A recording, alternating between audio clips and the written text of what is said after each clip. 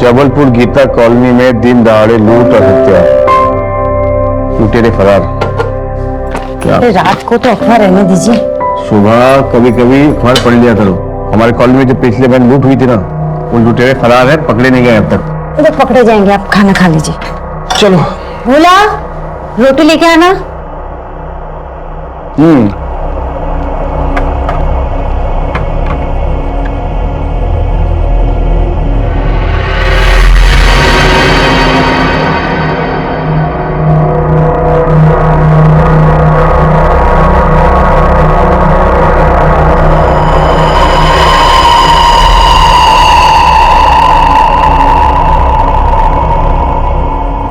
बोलो, पापा लेके।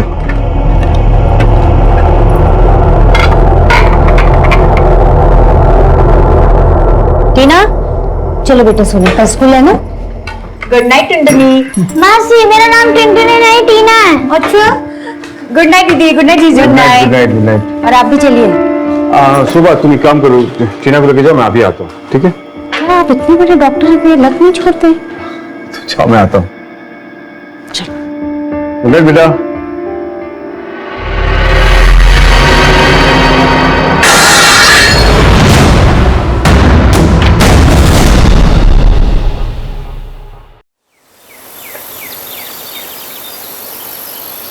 टीना, अरे क्या गाना सुन रही है? चल जल्दी से तैयार हो जा, लड़के वाले आते होंगे।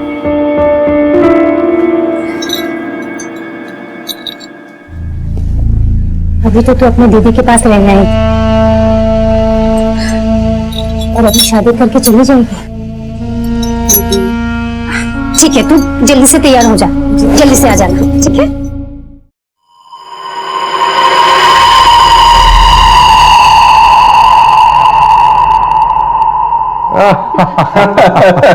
अरे गुप्ता जी, आप भी। अरे लीजिए ना। Thank you, thank you. Doctor साहब, हमें आपकी हिना बहुत पसंद आई है।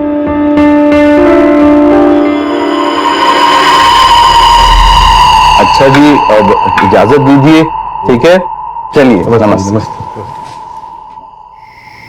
मुझे तो लड़का और उसका परिवार दोनों ही बहुत पसंद आए। हमारी हिना बहुत खुश रहेगी। देखो शोभा, हिना सिर्फ 20 साल की है अभी इसे पढ़ने दो, कुछ करने दो, फिर सही समय आने पर वो शादी भी कर लेगी। तो जल्दी क्या है? तो क्या उसे सारी जिंदगी घर में ही बिठा के रखना? देखो ऐसा है, उसके अच्छे बुरे का पता है मुझे। तुम एक काम करो, लड़के वाले को सुबह मना कर दो।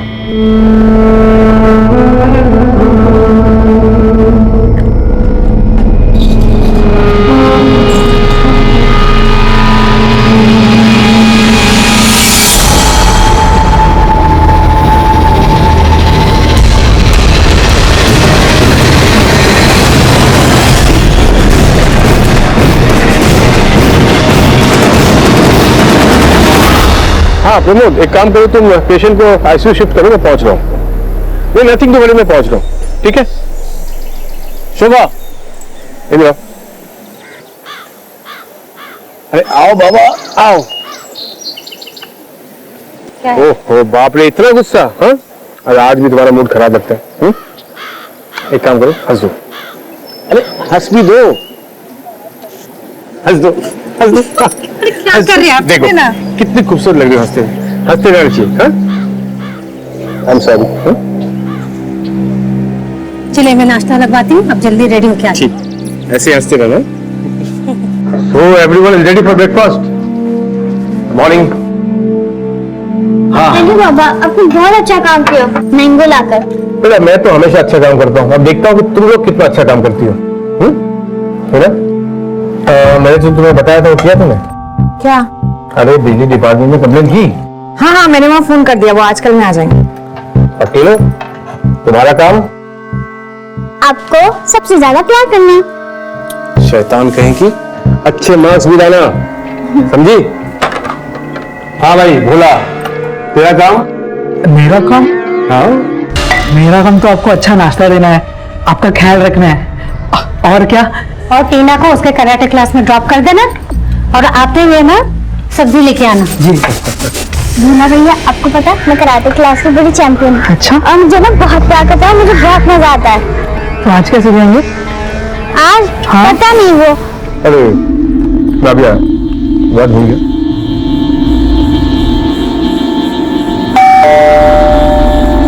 तू नाश्ता कर, शायद बिजली विभाग वाले लोग आए होंगे, मैं देखती हूँ।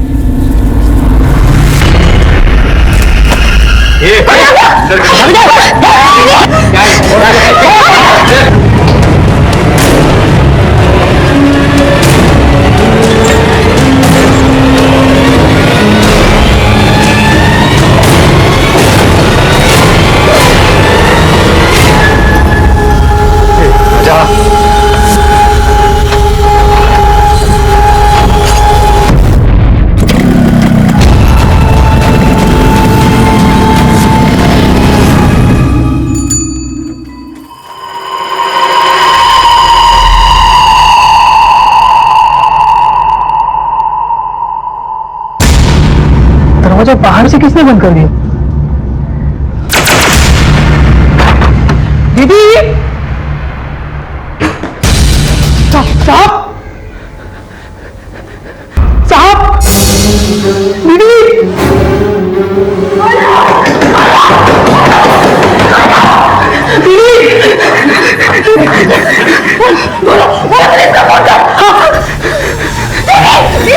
Hello hello police station, hello. हाँ,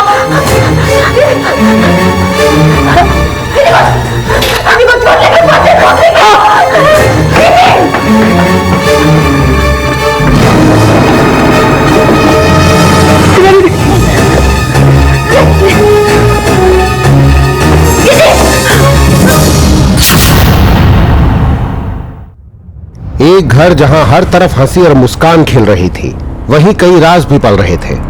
जहां रिश्तों में गर्माहट थी, वहीं रात की काली परछाई अपनों पर पड़ रही थी।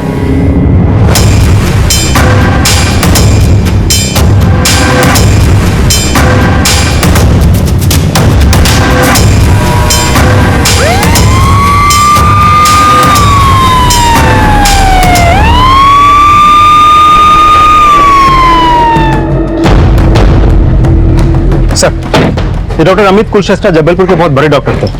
पिछले महीने हुई वारदात की तरह ये भी लूटपाट का ही मामला लग रहा है सर। जिस वक्त हमला हुआ उस वक्त घर पे डॉक्टर अमित कुलश्रेष्ठ, उनकी पत्नी शोभा कुलश्रेष्ठ, उनकी साली हिना परिहारी थी, उनकी छोटी बच्ची भी है सर टीना, लेकिन उस वक्त वो घर पे नहीं थी।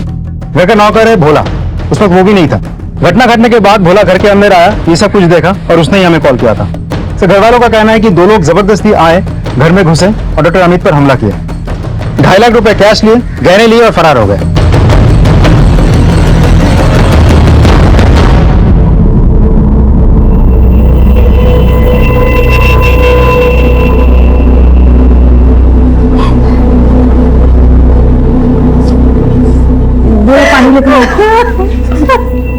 मैडम आपने उन्हें देखा तो होगा, वो दिखने में कैसे थे? दीदी, दीदी,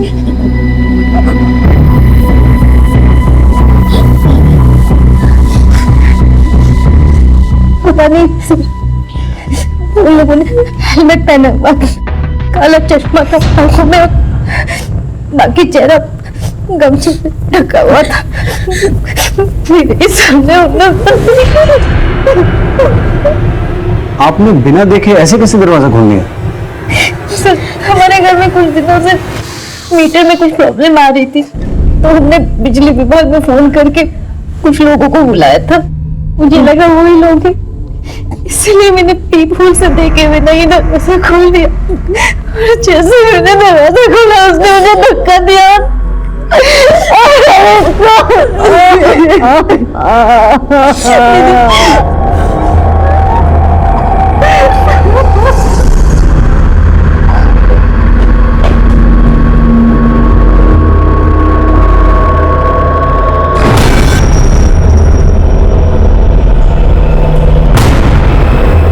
सर बड़ी अजीब बात है, घर में रॉबरी हुई है लेकिन सामान तो कुछ भी बिखरा हुआ नहीं है, सब कुछ ठीक ठाक है। इसका मतलब है रॉबरी करने वालों को सिर्फ कैश और गहनों से ही मतलब था। जब ये सब हुआ तुम यही थे ना?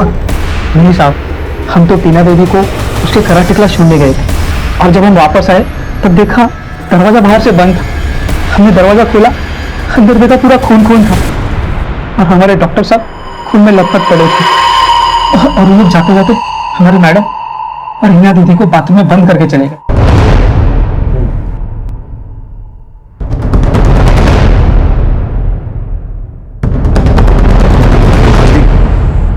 सिर्फ लूट के लिए इनकी बॉडी पर इतने वार क्यों किए गए?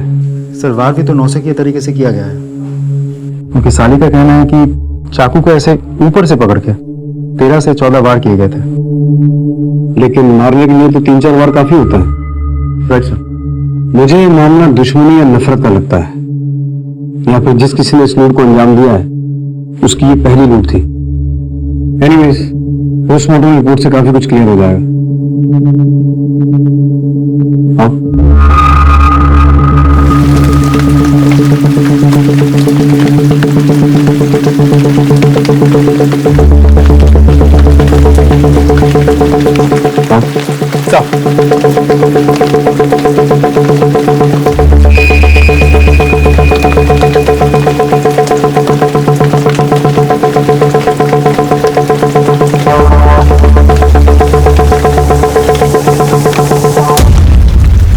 राजदीप, इस सीसीटीवी के अलावा आसपास जितने भी सीसीटीवी हैं सबकी फुटेज निकलवाओ और घर वालों से वो जो गहने चोरी हुए हैं उनके बिल्स या फोटोग्राफ जो भी इंफॉर्मेशन मिले वो कलेक्ट करो।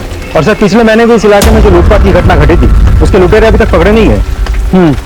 उस केस की फाइल को इसके साथ मैच करके देखो, शायद कोई क्लू हाथ लगे। Right sir.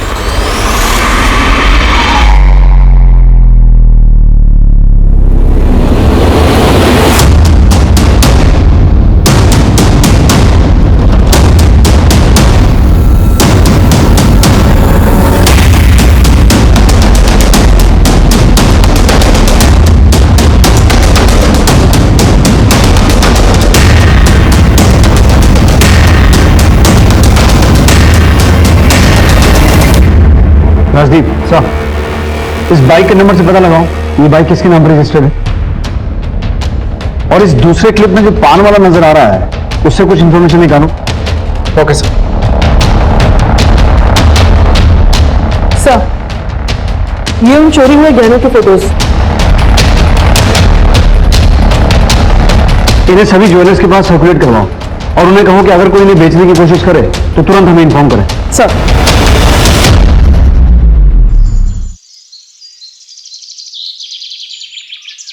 सर, उस पान वाले ने जो डिस्क्रिप्शन दिया था उसके हिसाब से हमने ये स्केच बनवाया। ये आदमी उनमें से नहीं है जिन्होंने पिछले महीने की लूट की वारदात को अंजाम दिया था। ये देखो। हाँ सर, ये तो अलग आदमी है और इसकी हाइट लगभग 5'8", 5'9" के आसपास होनी चाहिए, जबकि पिछली लूट में शामिल इन लोगों की हाइट 5'5" के करीब थी। तो सर ऐसा भी तो हो सकता है कि उसी ग्रुप के बाकी के लोग हों। हो सकता है। इसे सभी पुलिस स्टेशन में सर्कुलेट करवाओ। जी सर। सर वो लोग जो बाइक लेकर आए थे वो किसी सुनील जोशी के नाम पर रजिस्टर्ड है। सुनील जोशी? बुलाओ सर। सर आओ। सर यही है सुनील जोशी। तुम्हारी हाइट कितनी है? सर 5'8". क्यों? बैठो, तसल्ली से बात करते हैं। ये बाइक तुम्हारी है ना? सर नंबर तो सेम है सर, लेकिन बाइक मेरी नहीं है। 21 जून को तुम कहाँ थे? सर मैं ऑफिस में ही था। आप चाहे तो इंक्वायरी कर लीजिए सर, और मेरी बाइक भी ऑफिस की पार्किंग में खड़ी थी। ठीक है, जा सकते हैं। Thank you sir. सर आपने इसे जाने क्यों दिया? सिर्फ बाइक का नंबर सेम होने से उसे पुलिस का मेहमान नहीं बना सकता है, लेकिन जो लड़के इस सीसीटीवी फुटेज में दिखाई दे रहे हैं उनकी हाइट भी 5'8", 5'9" के आसपास की थी। इसके ऑफिस से कंफर्म करो ये सही बोल रहा है कि नहीं। सर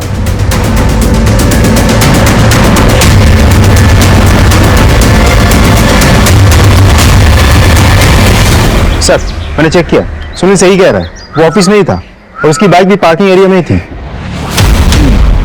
यानी कि वो जो कोई भी है ये बात अच्छी तरह से जानता था कि डॉक्टर अमित के घर में कैश और ज्वेलरी है और घर वालों ने बिजली विभाग में शिकायत की हुई है। कहीं ये काम किसी जान पहचान वाले का तो नहीं है?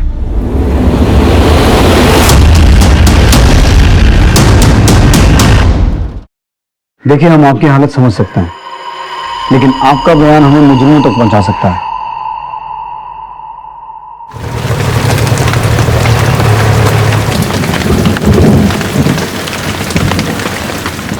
इसलिए हमारा चाची,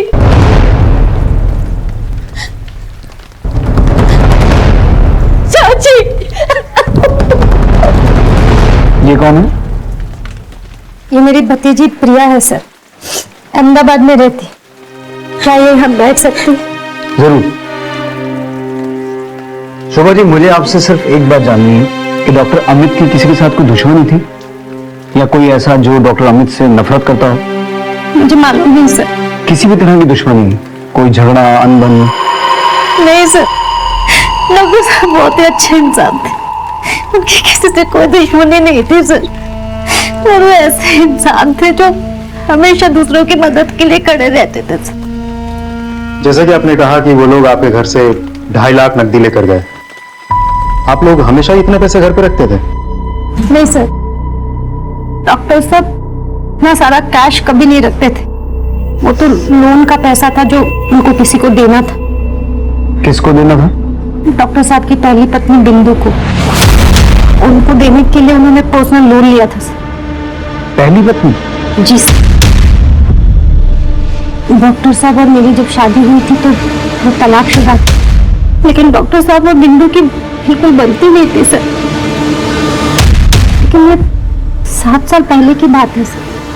तो आपको क्या लगता है बिंदु कुछ कर सकती है? मुझे नहीं पता सर, लेकिन कुछ दिन पहले पैसों के लिए बहुत बड़ा झगड़ा हुआ था।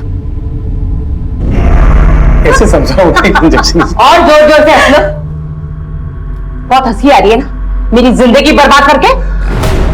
चलो निकलो यहाँ से, मुझे इनसे कुछ बात करनी है। 1 मिनट शुभ। बिंदु, शोभा मेरी पत्नी है, तुम्हें जो कुछ भी कहना है इसके सामने कहो। ठीक है, मुझे पैसे चाहिए। तुम्हें कितनी बार कह चुका हूं कि तुम्हें देने के लिए मेरे पास इतने पैसे नहीं है। मुझे देने के लिए पैसे नहीं है? हाँ, मुझे पैसे चाहिए, वरना कोर्ट कचहरी का रास्ता मुझे भी पता है। तुम डॉक्टर साहब से इतनी बदतमीजी से बात नहीं कर सकती। ये तो मैं बहुत इज्जत से बात कर रही। तूने मेरी बदतमीजी कहाँ देखी है? देख लूंगी मैं तुम दोनों को। तलाक के समय में भी डॉक्टर साहब ने बिंदु को बहुत सारा पैसा दिया था सर, लेकिन कोई लिखा पढ़ी नहीं की गई थी। और इतने सालों में उसने भी कुछ नहीं कहा सर। लेकिन कुछ दिन पहले से वो पैसों के लिए अड़ गई। वो ब्लैकमेल करने लगी, धमकियां देने लगी सर। एक नंबर की कमी नहीं है वो शोभा। मेरा घर तोड़ दिया, मेरी जिंदगी बर्बाद कर दी उसने। झूठ तो बोलेगी ना, डिवोर्स लेते वक्त मैंने कुछ नहीं मांगा, पर आज मुझे जब पैसों की जरूरत आन पड़ी तो मैंने डॉक्टर साहब से पैसे मांगे और उन्होंने मुझसे वादा भी किया कि वो मुझे पैसे देंगे। लेकिन एकदम से पैसों की ऐसी क्या जरूरत आन पड़ी थी आपको? वो मैं खुद का बिजनेस करना चाहती थी, इसलिए मुझे पैसे चाहिए थे। वैसे पूछ सकता हूँ कि आप दोनों का तलाक क्यों हुआ था? मरे हुए लोगों के लिए गलत नहीं कहते, लेकिन डॉक्टर साहब एक नंबर के गंदे आदमी थे। ऐसा भी क्या किया था उन्होंने? डॉक्टर साहब ने मेरी जिंदगी तो बर्बाद कर दी, लेकिन अपनी भतीजी प्रिया को भी नहीं छोड़ा। अस्पताल, घर, सब जगह मुंह मारते थे वो। सिर्फ बिंदु डॉक्टर अमित के बारे में ऐसा क्यों बोल रही है? राजदीप, तुम हॉस्पिटल जाओ और ये पता लगाओ कि डॉक्टर अमित का कैरेक्टर था कैसा। तब तक हम प्रिया से मिल जाते हैं। बिंदु के बयान से पुलिस एकदम सख्ते में आ गई। डॉक्टर अमित की छवि अभी तक बहुत ही साफ सुथरी थी, लेकिन बिंदु का यह कहना था कि डॉक्टर अमित एक अय्याश आदमी था जिन्होंने अपनी भतीजी प्रिया के साथ दुष्कर्म किए थे। तो क्या था डॉक्टर अमित का सच? अच्छा, वो दूध पी लो।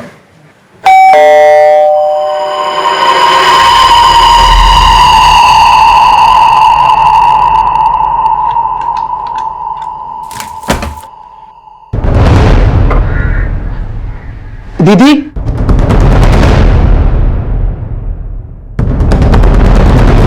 ये डॉक्टर अमित कैसे इंसान थे? I mean, उनके साथ कभी भी किसी का कोई गलत संबंध रहा हो या उन्होंने अपने पद का कभी गलत फायदा उठाने की कोशिश की हो। नहीं सर, डॉक्टर साहब तो बहुत अच्छे इंसान थे, उन्होंने तो कभी किसी का बुरा ही नहीं किया था। बिंदु जी ने हमें बताया कि डॉक्टर अमित का कैरेक्टर ठीक नहीं था, उनके अलग अलग लड़कियों के साथ रिलेशंस थे। सर मेरे दोनों बच्चों को पढ़ाई का खर्चा उन्होंने उठाया। कोई कैसे ऐसे आदमी के बारे में बुरा सोच सकता है सर? उनका तो ये भी कहना है कि डॉक्टर अमित का आपकी भतीजी प्रिया के साथ भी नाजायज संबंध है। नीच औरत है सर वो। मेरे और डॉक्टर साहब के प्यार से शुरू से जलती थी, और वो प्रिया के बारे में ऐसा कैसे बोल सकते हैं सर? 11 साल की थी जब डॉक्टर साहब ने उसे घर लाया और अपनी बेटी की तरह पाला है सर।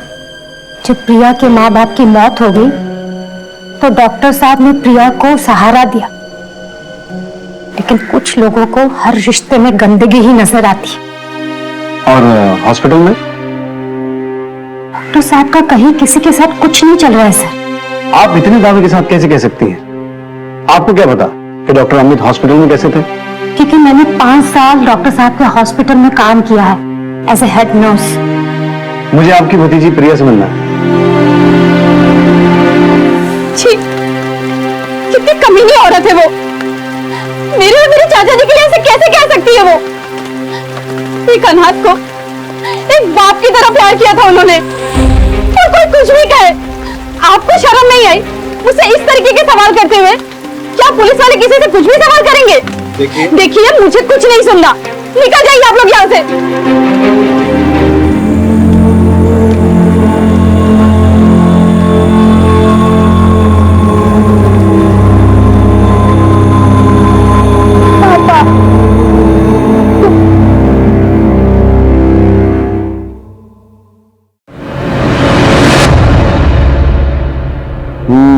बेटा इस बार रानी तो मेरी होगी, इस बार नहीं जाने दूंगा मैं। टीना नहीं नहीं पापा मेरी रानी नहीं नहीं तुम्हारी नहीं, cheater you are cheater, you are cheater. नहीं इधर इधर आ, रानी तुम्हारे पास है और मेरी गुड़िया रानी मेरे पास है। पापा पापा मुझे पापा पापा आ जाना पापा पापा पापा प्लीज पापा पापा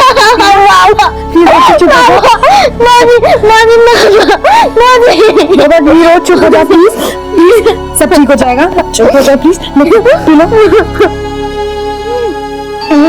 पापा पापा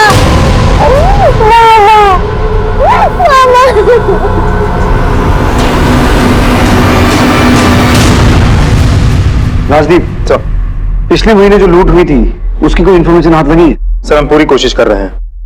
सर ये डॉक्टर अमित की postmortem report. Sir doctor Amit के गले और सीने पे 13 वार किए गए थे, लेकिन पोस्टमार्टम रिपोर्ट में डॉक्टर ने यह मेंशन किया है कि शुरुआत के 3 या 4 वार में ही डॉक्टर अमित मर गया था, फिर भी वो उसे मारता रहा। अब तो मुझे पक्का यकीन है ये लूट के लिए किया गया कत्ल नहीं था। कोई तो है जो डॉक्टर अमित से नफरत करता है, इसे लूट की शक्ल देने की कोशिश तो की गई है, लेकिन असली मकसद डॉक्टर अमित की हत्या ही थी। सर एक और बात, हीना ने हमसे कहा था कि उसने उस दिन बिजली विभाग में कॉल किया था, लेकिन हमारे इंक्वायरी के हिसाब से डॉक्टर अमित के घर की कोई भी कंप्लेंट बिजली विभाग में दर्ज ही नहीं। और हीना के कॉल रिकॉर्ड्स के हिसाब से भी उसने बिजली विभाग में कॉल किया ही नहीं था। तुमने बताया था कि तुमने बिजली विभाग में शिकायत दर्ज करवाई थी और वहां से कोई आने वाला था, लेकिन जब हमने पता किया तो वहां तो ऐसी कोई शिकायत दर्ज ही नहीं हुई है। क्या तूने बिजली विभाग में शिकायत नहीं की? बोलो। सब मेरी वजह से हुआ। मैंने कॉल नहीं किया था, जीजू ने मुझसे कहा था कॉल करने के लिए, पर उस वक्त किताब पढ़ रही थी और मेरे ध्यान से ही निकल गया। फिर दीदी ने भी कहा था फोन कर लेना, पर मैंने सोचा मैं बाद में कर लूंगी। और जब जीजू ने दोबारा मुझसे पूछा तो मैंने कह दिया हाँ मैंने कॉल कर लिया है। और मैं कॉल करती उसके पहले ये सब कुछ हो गया। तो ये बात तुमने पहले क्यों नहीं बताई? सर मैं बहुत घबरा गई थी।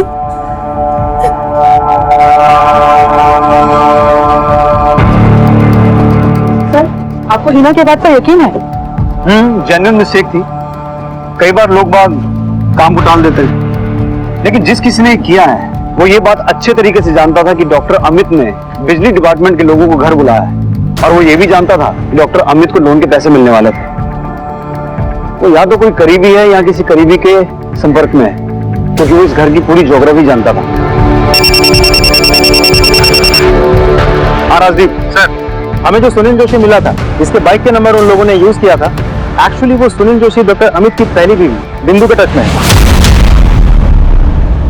तो फिर सुनील और बिंदु दोनों को पुलिस स्टेशन बुलाओ। सर, हाँ, हम जानते हैं एक दूसरे को। तो तुम दोनों सिर्फ एक दूसरे को जानते नहीं हो, तुम्हारा अफेयर चल रहा है। क्या बकवास है ये? कोई सबूत है आपके पास? ये तुम दोनों के कॉल रिकॉर्ड्स, कैसे रात रात भर तुम दोनों एक दूसरे से बातें करते हो, और जिस रात बातें नहीं कर रहे होते हो उस रात तुम दोनों का मोबाइल एक ही एरिया में एक्टिव होता है। इसके अलावा और भी सबूत लाके दे सकते हैं। हाँ, हमारा अफेयर चल रहा है। मेरा डिवोर्स हो चुका है, सो मैं कुछ भी कर सकती हूँ, लेकिन डॉक्टर साहब के कदर से हमारा क्या लेना देना? लेना देना है बाइक का सेम नंबर होना, डॉक्टर अमित के घर में 2.5 लाख रुपए कैश का होना, और वो पैसा आपको चाहिए था। साथ ही साथ लाखों की ज्वेलरी की लूट हुई है, और जिस तरीके से डॉक्टर अमित का कत्ल हुआ है ना, वो बदले की भावना की ओर इशारा करता है। और आप तो डॉक्टर अमित से काफी नफरत करती थी ना, और वो पैसा आपको अपने बिजनेस के लिए नहीं, सुनील के बिजनेस के लिए चाहिए था। इसलिए जैसे ही आपको पता चला कि डॉक्टर अमित के घर में लोन का पैसा आ गया है, आपने दिन दहाड़े उनके घर में घुसकर उनका कत्ल किया, और साथ ही साथ वो कैश और वो ज्वेलरी लूट ली। डॉक्टर अमित को मैं क्यों मारूंगी, जब वो खुशी से मुझे पैसे देने के लिए तैयार थे? बिंदु जी, ये भी तो हो सकता है कि उन्होंने आपको टालने के लिए पहले हाँ बोल दी हो, और बाद में उनका मन बदल गया, और जब आपको ये बात पता चली तो आपने गुस्से में आकर ना सिर्फ उनका कत्ल किया, बल्कि वो कैश और ज्वेलरी लेकर वहां से फरार हो गए। मैंने सब कुछ नहीं किया, और ये बकवास अपने पास रखी, समझे? इंस्पेक्टर साहब, आप बिना किसी सबूत के इन्हें हाथ नहीं लगा सकते। हम क्या क्या कर सकते हैं आपको अंदाजा भी नहीं है। ठीक है, पहले सबूत लेके आइए, बाद में जो करना है वो कीजिए। चलिए। सर, जब आपको पहले से डाउट था कि सुनील और बिंदु ने ये सब कुछ किया होगा, तो आपने उन्हें जाने क्यों दिया? सर, रिमांड में लेते सारा सच उगल देता। राजदीप, तुमने कभी शतरंज खेली है? जी सर। शतरंज के खेल में अक्सर हमारी नजर वजीर, घोड़े, हाथी और ऊंट पर होती है, लेकिन अगर सामने वाला खिलाड़ी शातिर है तो वो इसी बात का फायदा उठाकर अपने प्यादों से ही चेकमेट दे देता है। तो मेरी नजर उस वजीर पर नहीं बल्कि उन प्यादों पर है जिन्होंने बिसात बिछाई है। समझा सर। जिस किसी ने डॉक्टर अमित का मर्डर किया है वो सुनील और बिंदु के संबंध के बारे में बहुत अच्छे से जानता था। उसने बड़ी चालाकी से सुनील की बाइक को वजीर बनाकर हमारे सामने खड़ा किया और पीछे से अपनी चाल चल गया। डॉक्टर अमित के घर लोन के पैसे रखे हुए थे, उनके घर बिजली विभाग से लोग आने वाले थे। ये सब कुछ इत्तेफाक नहीं हो सकता, ये एक जाल है जो बड़ी चालाकी से बुना गया है। सर, मैंने चोरी की ज्वेलरी की सारी पिक्चर सारे सुनार में डिस्ट्रीब्यूट कर दी थी, इनकेस कोई उसे बेचने आए। तो आज जबलपुर के बाहर के एक शॉप से मुझे कॉल आया है, कल कोई वहाँ इस इयरिंग सेट को बेचने गया था। वो सुनार ने इन बालियों को पहचान लिया, और उसने उस आदमी से ये कहा कि वो चोरी का सामान अपने शॉप में नहीं खरीदता क्योंकि वहाँ पे सीसीटीवी कैमराज लगे हैं। और उस सुनार ने उस आदमी को आज शाम को अपने घर के बाहर बुलाया है। Very good.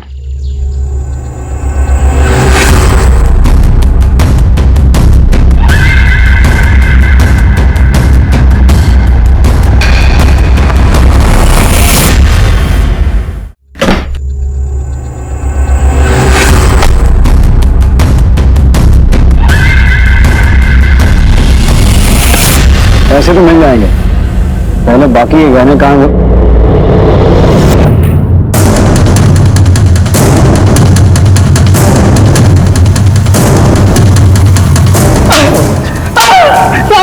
मैंने कुछ नहीं किया, मैंने कुछ नहीं किया। बोल, सच बोल। तू बता सब। उस दिन जब कांड हो तो हिना दीदी ने कहा, hello hello police station, hello. हाँ,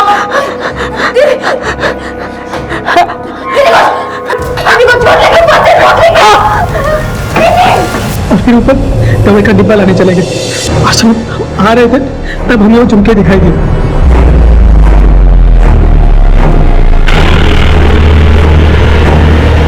साहब, हमने झुमके इन सब के कमरे में मिले।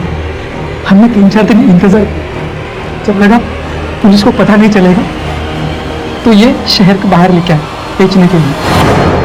साहब, हमारी माँ को गांव में पैसों की बहुत जरूरत है साहब। झूठ बोलता है। डॉक्टर अमित को तूने ही मारा है? नहीं साहब, हमने नहीं मारा उनको साहब। अगर तूने नहीं मारा तो उस घर में ऐसा कौन है दूसरा जिसे उस घर की हिस्ट्री ज्योग्राफी से पता है?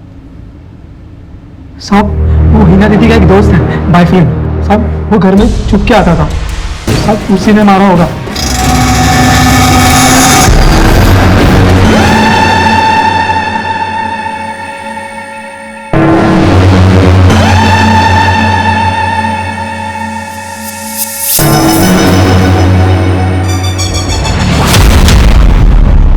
साहब वही लड़का उसके अगले दिन भी आया था दोपहर में डॉक्टर साहब से मिलने। कहा? अस्पताल में। सर मैं हिना से प्यार करता हूँ और हिना भी मुझसे प्यार करती है। हम दोनों एक दूसरे से शादी करना चाहते हैं। तेरी औकात नहीं है हिना से प्यार करने की, समझा? निकल निकल चल।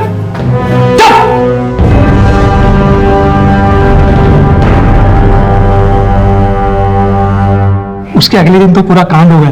लेकिन हॉस्पिटल में तो हमें इस झगड़े के बारे में किसी ने कुछ नहीं बताया। साहब जब ये झगड़ा हुआ तब डॉक्टर साहब के केबिन में मेरे सिवा और कोई नहीं था। तो तू अभी तक चुप क्यों बैठा था? साहब हमें तो लगा डाका पड़ा है, पर आप लोग हमें उठा रहे हैं, इसलिए जो देखा सब बता दिया साहब। जरा इस हिना में कॉन्वर्ट चेक करो साहब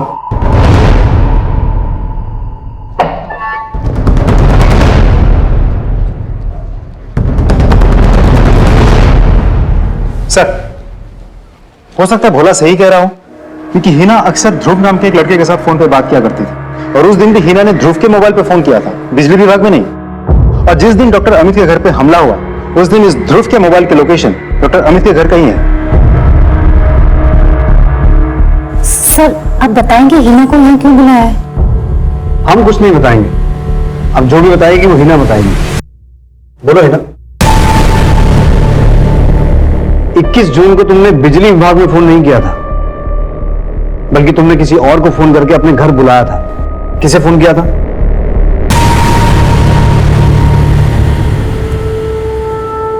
बोलो हिना। सर मुझे नहीं पता आप क्या कह रहे हैं। ओ, तो हमें ही बताना पड़ेगा। राजदीप सर, प्लीज बताइए ना क्या बात है, हमें कुछ समझ में नहीं आ रहा है। सब पता चल जाएगा।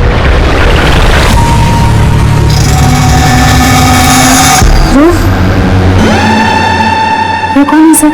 जैसा कि हिना ने बताया, ये ध्रुव है, हिना का बॉयफ्रेंड।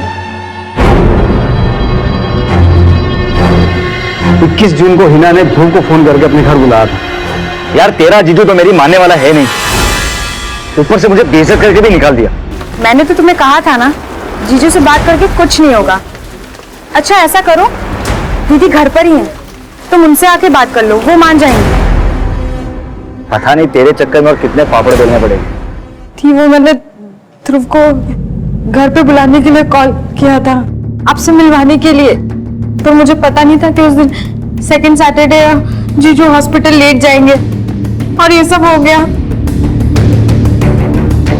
जी सर, मैं हिना की जीजू से बात करने के लिए हॉस्पिटल गया था, जहां डॉक्टर अमित ने धक्के मार के तुझे अपने कैबिन से बाहर निकाल दिया। जी बिल्कुल। तो तुझे गुस्सा तो आया होगा? आया था सर, पर उतना भी नहीं जितना कि आप लोग सोच रहे हैं। सर अगर आपको ये लगता है कि गुस्से में आके मैंने उनका मर्डर किया तो आप गलत है। सर मैं सिर्फ हिना से शादी करना चाहता था, इसलिए उसकी बहन को मिलने मैं उसके घर गया था, बस। क्या हुआ आंटी? आपको पता नहीं डॉक्टर अमित का खून हो गया है, पैसे जेवर सब लेके चले गए। मेरी हिम्मत ही नहीं हुई सर, मैं डर गया, इसलिए बाहर से ही निकल गया। राजदीप साहब कहानियां अच्छी बनाता है, लेकिन ये नहीं जानता कि पुलिस वाले कहानियों से बहलते नहीं है। इसे इसी लॉकअप में रखो। सर प्लीज मेरी बात सुनिए, मैंने कुछ नहीं किया सर। पुलिस को भोला, बिंदु, सुनील और ध्रुव पे शक था। मामला लूट और खून का था, लेकिन पुलिस को बार बार यही लग रहा था कि ये कहानी कुछ और ही है। पुलिस को शक तो था, लेकिन वो पक्के तौर पर यह नहीं कह सकती थी कि कत्ल में इन चारों में से किसी एक का हाथ है या फिर कोई और है जिसने डॉक्टर अमित को मारा था। इस बीच में पुलिस के पास एक खबर आई। हेलो सर, पिछले महीने हुए लूट के आरोपी पकड़े गए हैं। आज शाम तक हमारी दूसरी टीम उन्हें थाने ले आएगी। ओके सर, पिछले लूट के आरोपी पकड़े गए हैं।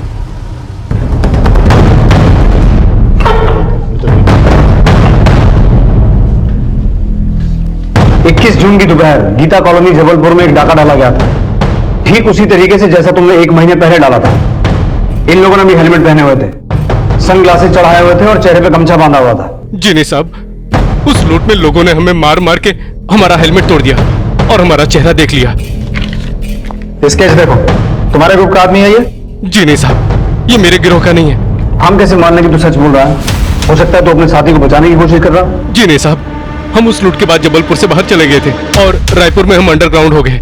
सर, हमने अपनी पूछताछ में वेरीफाई किया है, ये सही कह रहा है।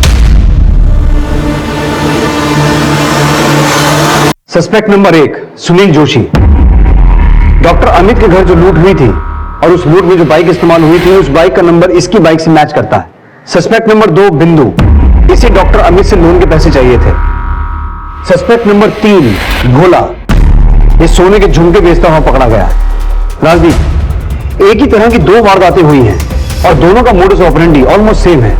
पिछले महीने जो वारदात हुई थी उसके दोनों एक्यूज हमारी हिरासत में हैं, लेकिन उनका कहना है कि डॉक्टर अमित के घर जिन लोगों ने वो वारदात को अंजाम दिया वो इनके गैंग के नहीं है, और जिन लोगों ने डॉक्टर अमित के घर हुई लूट को अंजाम दिया था वो पान वाले से डॉक्टर अमित के घर का एड्रेस पूछ रहे थे। आखिर ये माजरा क्या है? तुम बाइक लाए हो? जी सर। चलो।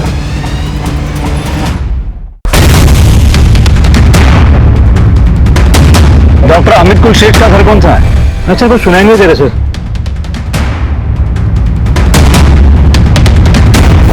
डॉक्टर अमित कुलश्रेष्ठ का घर कौन सा है? आगे।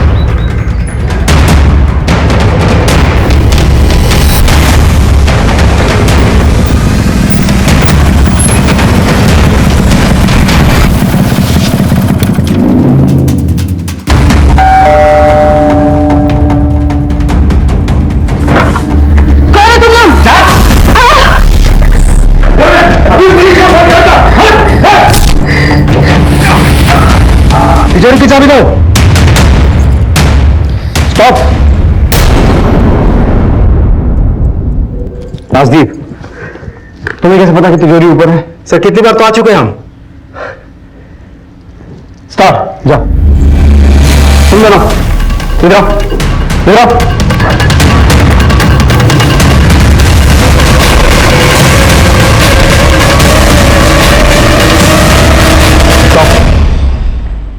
राजदीप, तुम्हें कैसे पता कि कौन सी चाबी है? सर, कौन सी ये तो नहीं पता, एक एक करके सब ट्राई करते हैं। राइट। इस तिजोरी को फोरेंसिक जांच के लिए भिजवाओ और यह पता लगवाओ कि क्या इस तिजोरी को बार बार गलत चाबी लगा के खोलने की कोशिश की गई थी। So continue.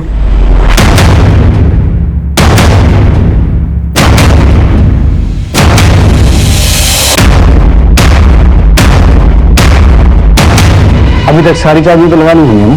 कैसा? Count 3 and come down. सब चलो। 1 2 3। स्टॉप। तुम अंदर चलो, अंदर चलो दोनों। मैं नहीं जाऊंगी। अंदर जाओ। मैं नहीं जाऊंगी। चलो। Stop. Sorry to bother you, लेकिन ये रिक्रिएशन हमारे लिए बहुत जरूरी था। Thank you. हेलो।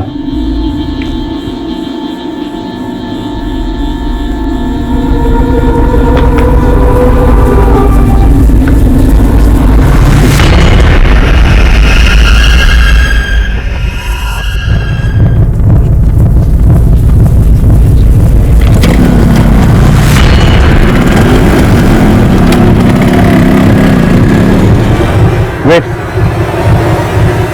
20 मिनट। चलो।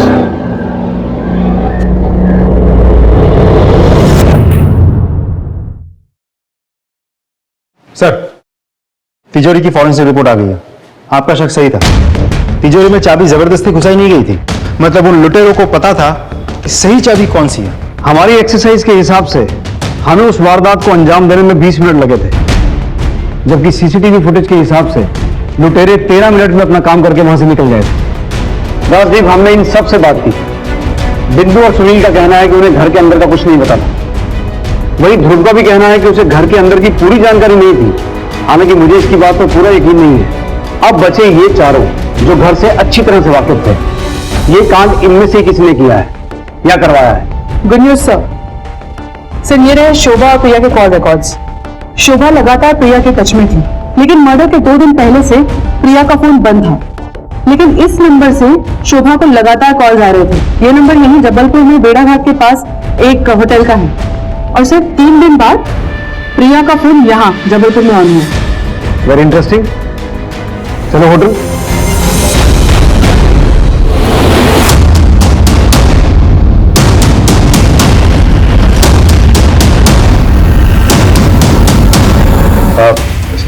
Yes sir. स्केच देखिए जरा। ये आदमी आपके होटल में आया था? सही है, इतने लोग आते हैं, सबका चेहरा याद रखना मुश्किल है। तो फिर ये बताइए कि आपके होटल से बार बार फोन क्यों किया जा रहा था? ये आपके होटल का नंबर है ना? हाँ सर, हमारे होटल का नंबर है। तो जरा चेक कीजिए, इतने सारे कॉल्स किसने किए? सर रूम नंबर 301 कोई लेडी थी, प्रिया मेहता।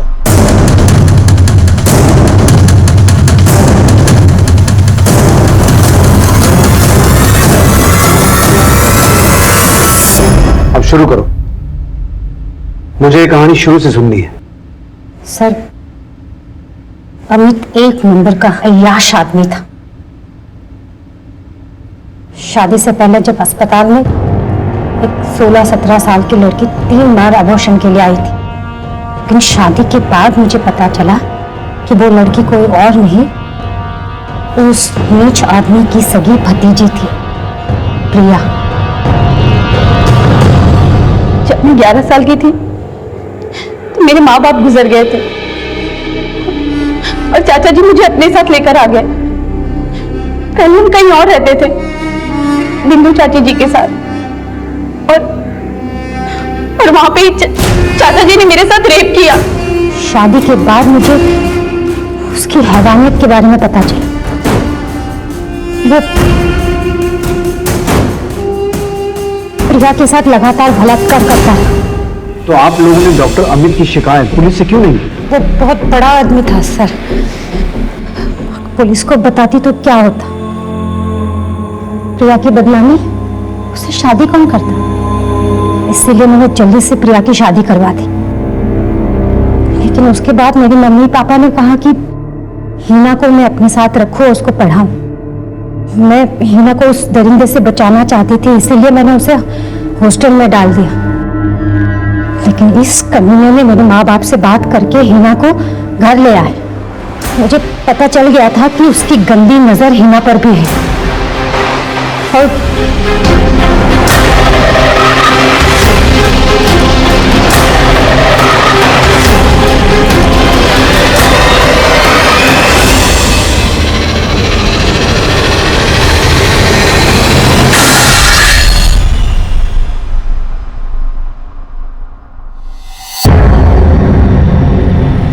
शोभा चाची ने मुझे कॉल करके बताया कि चाचा जी की बुरी नजर अब हीना के ऊपर है। इसीलिए मैंने सारी बात अपने पति को बता दी और उन्होंने अपने 2 दोस्तों के साथ मिलकर उस दरिंदे को मार दिया।